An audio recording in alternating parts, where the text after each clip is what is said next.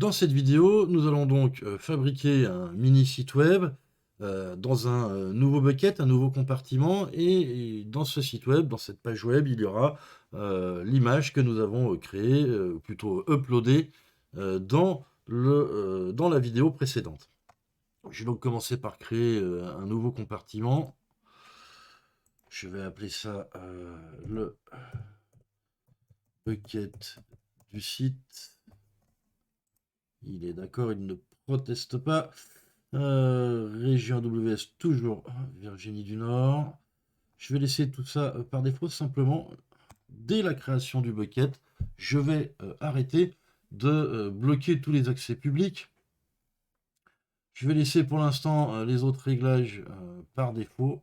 Et je vais créer mon compartiment. Alors, il ne veut pas parce que j'ai encore oublié, comme souvent, de cocher que oui, je suis conscient qu'avec les paramètres actuels, ce compartiment et les objets qu'ils contiennent peuvent devenir publics. Pas de problème, créer un compartiment.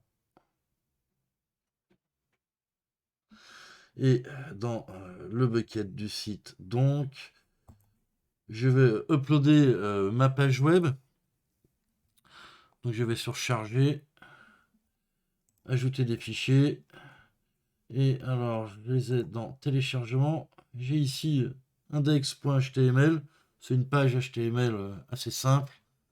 Je vais cliquer sur ouvrir et charger. Ça y est, l'image est chargée dans le compartiment. Je vais refermer cette fenêtre. Elle est ici, mais comme dans la vidéo précédente, pour l'instant, si j'essaye de l'afficher, si je vais dans autorisation par exemple, je vois que je ne peux pas les modifier et que l'accès public n'est pas paramétré.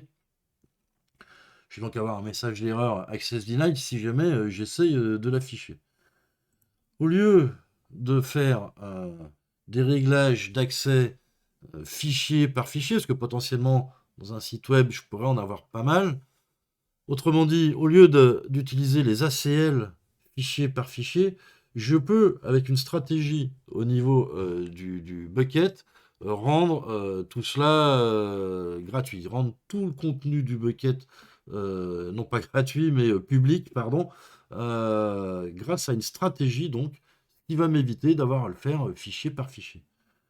Je vais donc revenir au niveau du bucket et dans autorisation, si je descends, j'ai ici stratégie de compartiment. Et je vais donc modifier cette stratégie. Pour l'instant, il n'y a aucun réglage. Voilà, dans cette petite fenêtre, je vais pouvoir copier, parce que je ne vais pas taper ça tout de suite, ça serait trop long. Je vais pouvoir copier-coller depuis un document que j'ai déjà, une stratégie qui va dire tous les éléments, tous les fichiers contenus dans ce compartiment, dans ce bucket, sont en accès public. Alors je vais aller chercher ma stratégie, elle est ici. C'est un fichier au format .json. Alors les fichiers .json, c'est un langage, on va dire, qui est très très utilisé dans le nuage, dans le cloud computing, que ce soit sur Azure, que ce soit sur AWS ou encore aussi chez Docker. Bref, c'est donc un format assez habituel. Je vais tout simplement l'ouvrir avec simple texte, avec le bloc-notes. Et vous voyez ici, c'est pas hyper compliqué. Et on voit que public read object, c'est hello pour étoile, c'est-à-dire pour tout. Simplement, je vais avoir besoin de changer cette ligne-là avec l'ARN du bucket en lui-même. Mais je vais déjà copier-coller ça. Allons-y.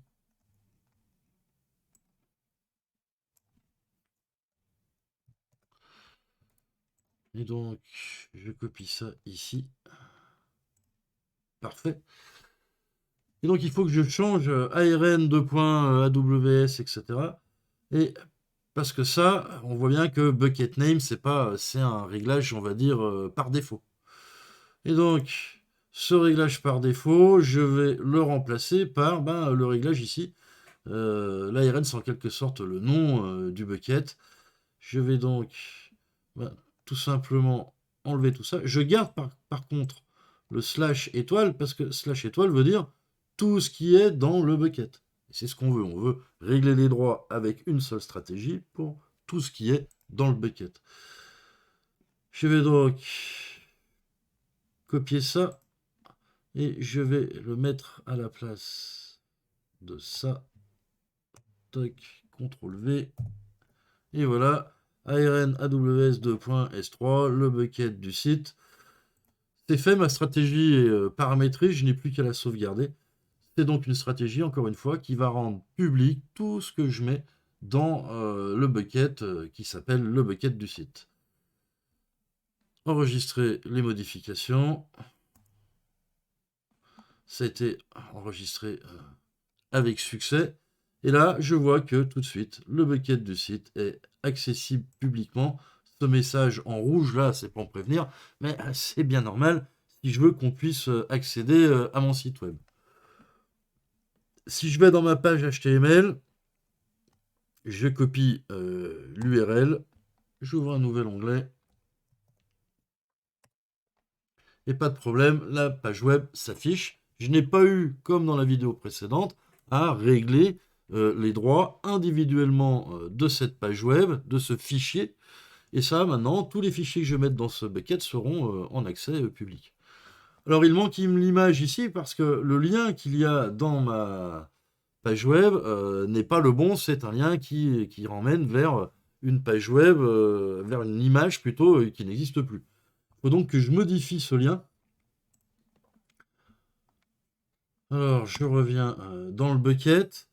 Je vais supprimer cette version de la page HTML. Donc, j'ai sélectionné index.html, je le supprime. Parfait.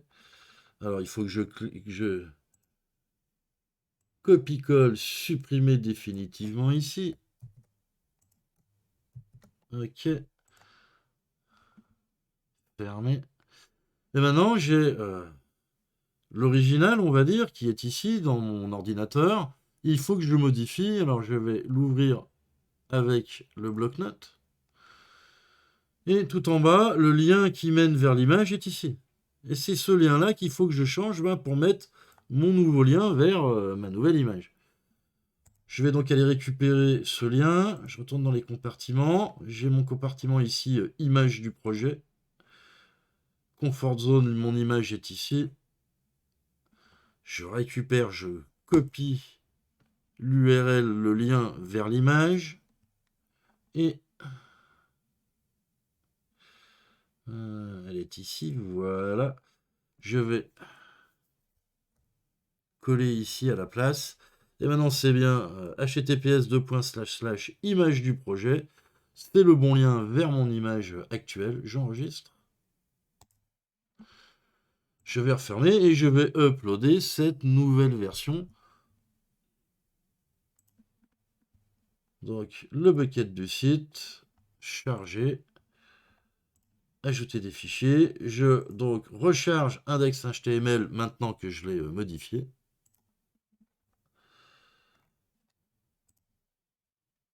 Parfait. Et je vais fermer ici. Index.html. Je copie-colle ici. Je reviens. CTRL V. Et donc, cette fois-ci, j'ai bien l'image qu'on a mis dans notre autre bucket dans la vidéo précédente qui s'affiche. Et c'est bien normal puisque j'ai modifié le lien. Alors, pour l'instant, j'ai une page. Une page, ça ne suffit pas vraiment à faire un site web. Il y a une fonctionnalité au niveau des buckets dans AWS qui s'appelle le site web statique, c'est-à-dire un site web qui ne change pas beaucoup, une page assez fixe et où il y a tout le temps à peu près la même chose. Je vais donc revenir au niveau du bucket du site, dans les propriétés. Et si je vais tout en bas normalement, hébergement de site web statique. Alors, je vais aller, c'est désactivé pour l'instant, je vais aller modifier ce réglage. Je vais l'activer. Et là, il me demande quel va être le nom de la page d'accueil. Ça va être index.html. Et quel va être le nom de la page d'erreur. Il faut au moins ces deux pages pour faire un site web dans AWS. Et ma page aura le même nom, error.html. En avant, index.html. Et ici, error.html que voici. Je vais enregistrer les modifications. Parfait. Je n'ai plus qu'à, dans mes objets, ici, charger la page error.html, ce que je vais faire tout de suite. Ajouter des fichiers. Error.html. Ouvrir. Charger. Ça y est, c'est fait. Je ferme cette fenêtre. Et donc, j'ai maintenant mes deux pages, index et error.html, dans le bucket. Je rappelle que les deux sont en accès public, puisque nous avons réglé le bucket avec une stratégie pour que tout ce qu'on met dedans soit public. Et ce qui fait que maintenant, si je provoque une erreur, par exemple, je pourrais supprimer la page index.html, je devrais voir à la place la page erreur au lieu de ma page d'accueil avec ma photo.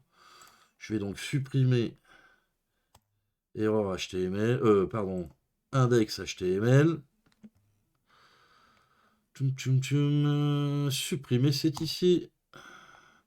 Il faut que je lui redise que je suis sûr. Donc je vais copier-coller, supprimer définitivement. Parfait. Ce qui fait que maintenant, quand je vais refresh cette page, non, j'ai access denied. C'est pas, à mon avis, la bonne page. Alors, je vais recoller ici, je pense. Non, non, c'est pas ça non plus. Alors, je voudrais afficher cette page d'erreur. Alors, je peux aller l'afficher en prenant directement l'URL, mais c'est pas ce que je veux. Je voudrais avoir l'URL du site web. Je vais retourner pour ça dans compartiment. Le bucket du site web. Propriété. Je vais redescendre au niveau du site web en lui-même. Voilà l'URL que je veux. Le bucket site3 web amazon.com. Je copie ça. Et là, j'ai bien ma page d'erreur puisque la page index.html n'existe plus. Puisque je l'ai supprimé. Donc l'URL du site web, là aussi on voit bien que c'est pas l'URL des fichiers qu'on ouvre dans les onglets du navigateur web, mais bien l'URL du site web en lui-même. Et évidemment, si je recharge, je vais revenir dans Objet, si je recharge la page index.html, tout va rentrer dans l'ordre.